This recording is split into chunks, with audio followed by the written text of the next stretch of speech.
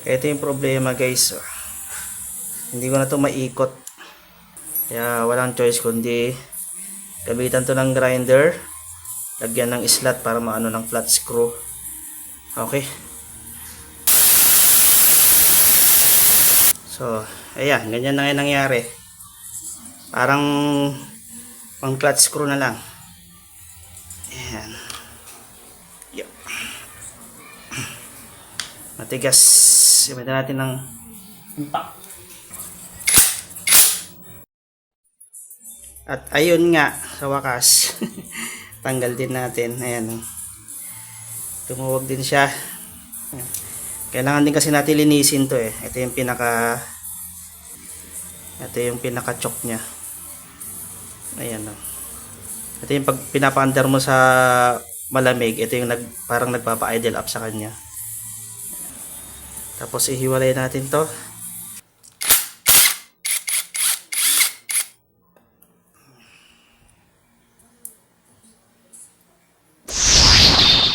Tanggalin muna natin tong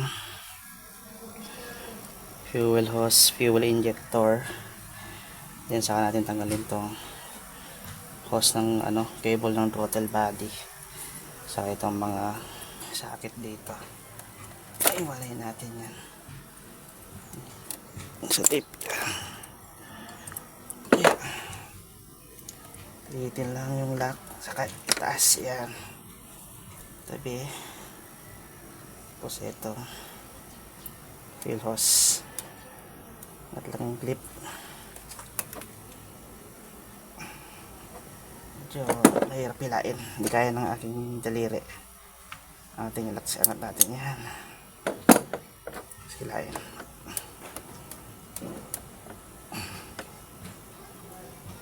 Ayun, tagalin natin yung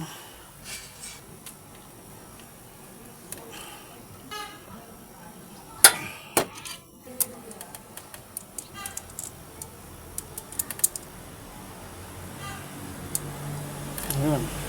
Gusto natin to. Yan. Luwagan naman natin. Ayan.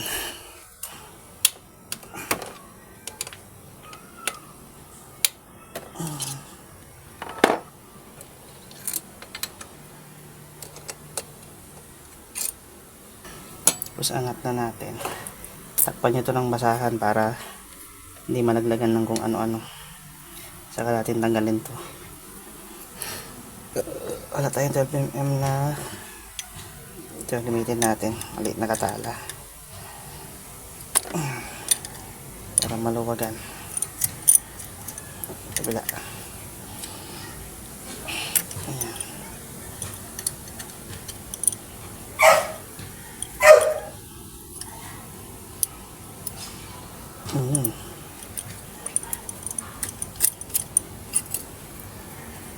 Okay. Ayan. Doon natin baklasin na hiwalay. So ito, i-disassemble natin para malinisan ng mabuti. Tatanggalin natin itong TPS. Saka ito. Yung kanyang pinaka-choke. Tapos, ayan. Gamit yung ating star shape na wrench.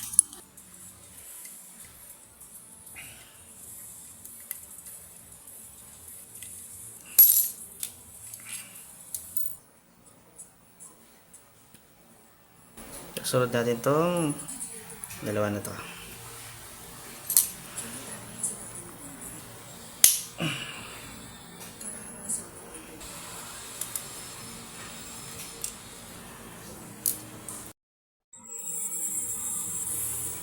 Ito yung problema guys. Hindi ko na to maikot. Na lost thread ko na. Kahit anong gawin natin. Ayan o.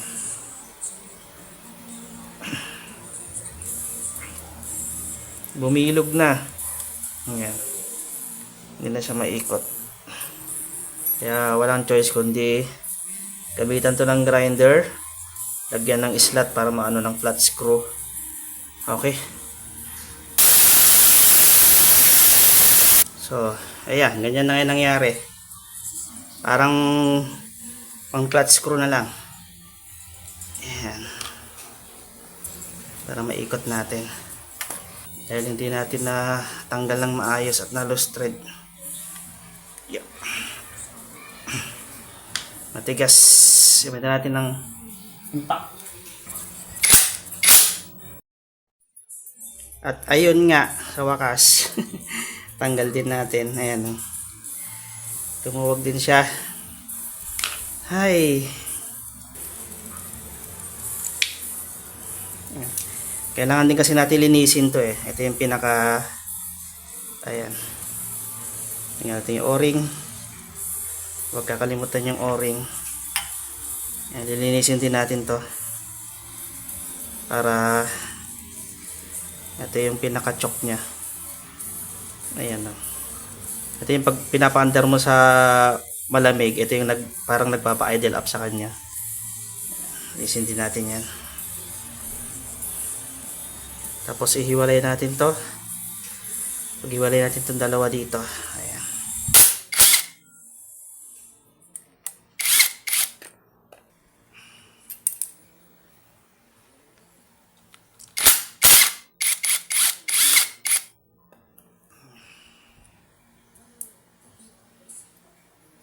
Ayun no. Tanggalin natin yung o-ring. Ayan. Tapos ito, screw. So, bago natin to tanggalin, no, bilangin muna natin yung ikot. Kung ilang ikot to. Ayan. So, ibalik natin ng maayos mamaya. So, higpitan muna natin. So, dito tayo magtatapat. Ayan. Higpitan muna natin. 1, 2. Oh, dalawa lang higpit na. So, dalawa lang higpit na. Huwag na natin. Kasama to sa lilinisin natin. Ayan. Okay. Ayan. Kuha na lang tayo ng gasolina para linisin to at saka brush. Okay.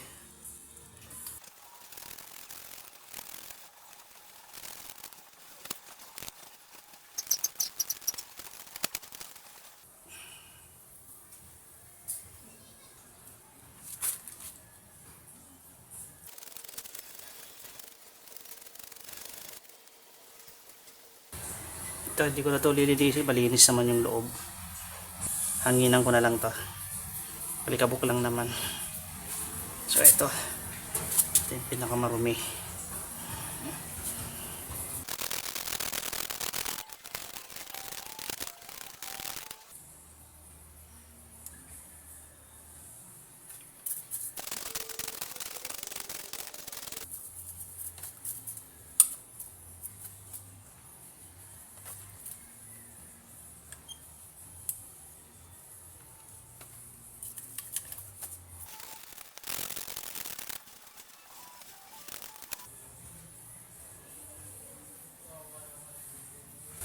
Ito yung marami oh.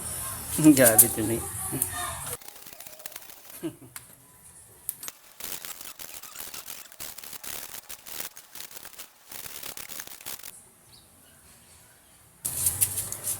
Ito, meron tayo ditong air duster para dito sa mga sulok-sulok na pampahangin natin. Ayan.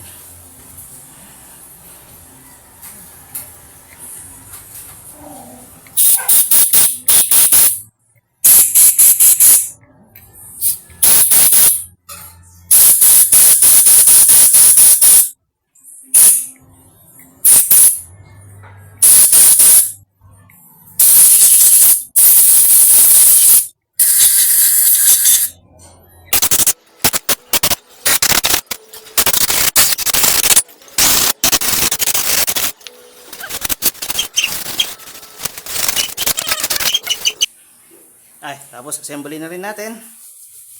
Unahin muna natin tong ikabit tong buong buong manifold dito. Ayan, huwag kakalimutan yung kanyang o-ring.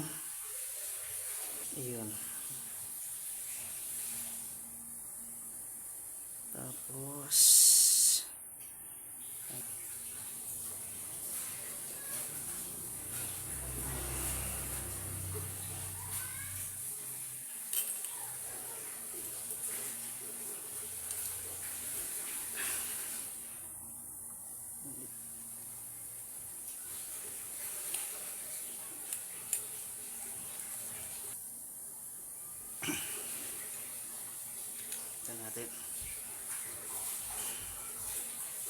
So, balik mo na natin kanyang APS. So, dito yung kanyang o-ring. Balik lang natin.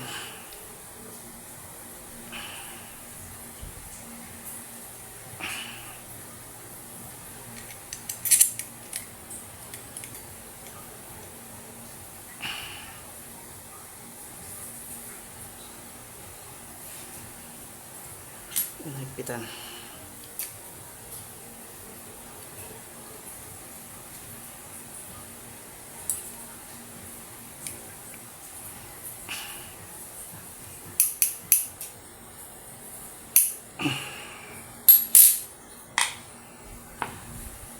So ito, balik natin to. Ayan. Basahin lang natin ito ng langis. Kasi tuyong-tuyo siya para maganda yung laro. Konting-konti lang. Konting-konti lang.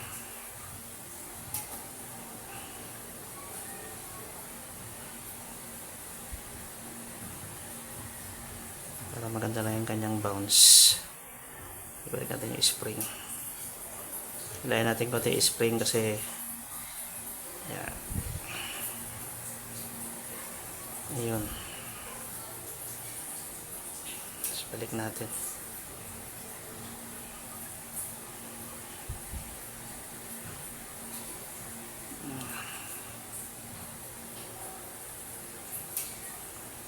Ayan yung kanyang o-ring.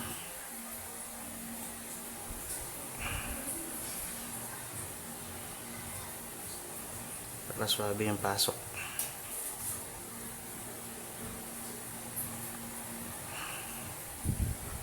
Ayan.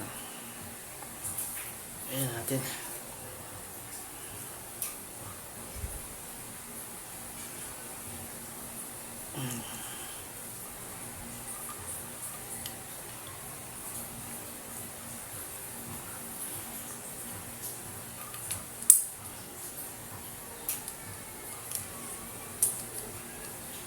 Itong screw kanina na mahirap tanggalin, balik muna natin kasi wala na pa tayong pamalit. Hanap tayo ng pwedeng pamalit niyan. So ngayon, ibalik muna natin siya. Yeah. Ito lang natin.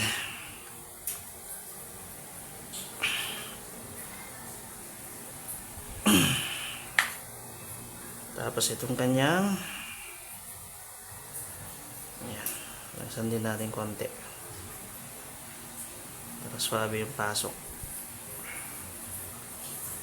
Ayan.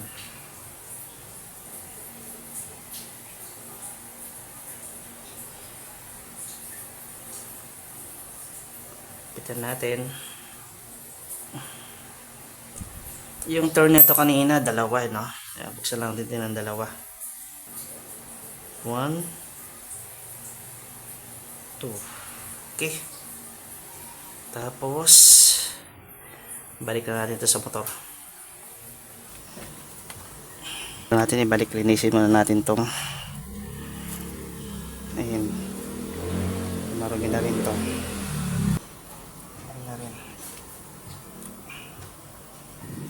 Unahin natin ikabit yung kanyang throttle cable kanina, tinanggal natin. Ayan.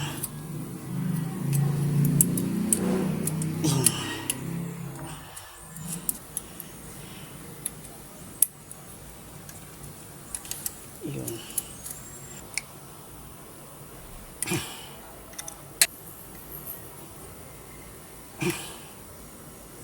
Natin yung kanyang sauce.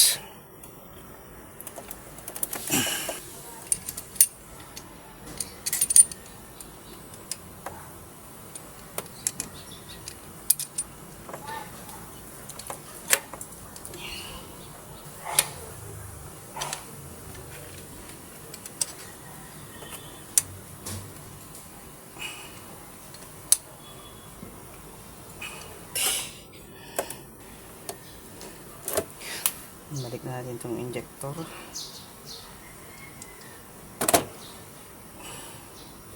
Yan.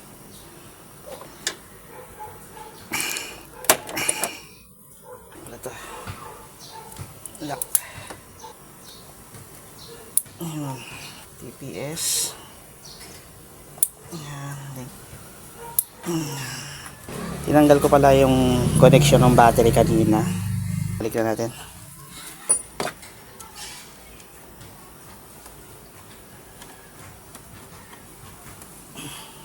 Try na natin siyang i-on.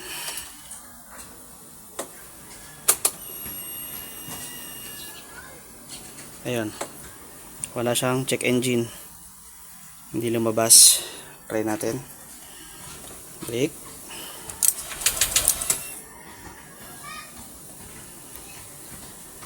Susi pa natin pala yung gas niya.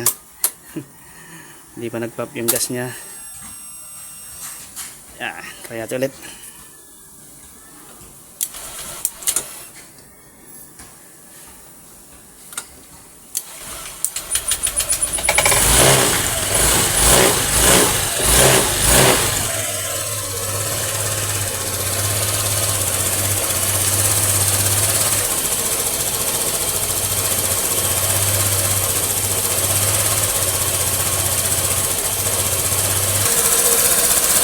Medyo mataas naman yung minor. Tara natin.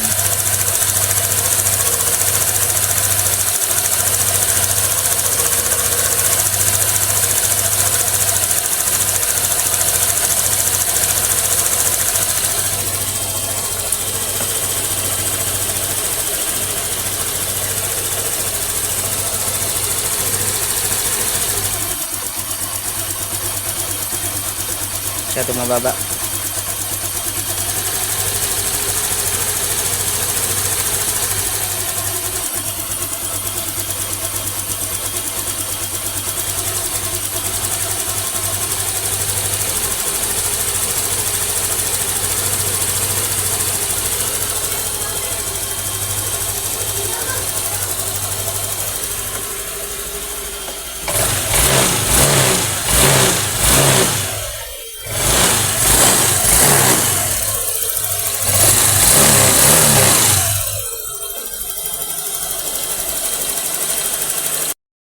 So ayun nga, hindi na tayo nag-reset na, hindi na tayo nag-manual reset. Okay naman, hindi naman siya try natin ulit. Hindi naman lumabas yung kanyang check engine at normal naman yung kanyang makina. Start natin. Ayan. Idle up. Tapos bumaba yung idle. Ayan. So okay na, goods na tayo. So ganun ang ginawa ko, no, para hindi na tayo mag-manual reset. Bago ako nag-backlash, tinanggal ko muna yung linya ng isang battery, negative. Tapos binalik lang natin after natin maibalik yung mga sensor at ma-assemble yung ating manifold. Okay. Balik na natin. Good to go na tayo. Responsive naman.